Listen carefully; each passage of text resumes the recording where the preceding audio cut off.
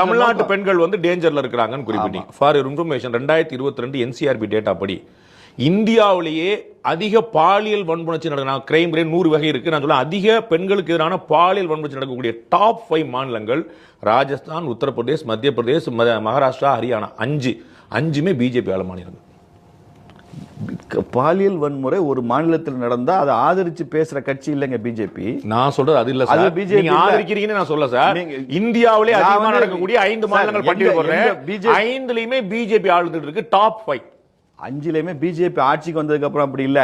5னுடைய 2022 data சொல்றேன். History எடுத்தீங்கன்னா 50 வருஷமாவே வட இந்தியாவுல வந்து பெண்களுக்கு எதிரான வன்முறை அப்ப நான் ஆட்சிக்கு வந்து செய்வேன் சார். வருஷம் இங்க பாலியல் நடக்கும் சார்.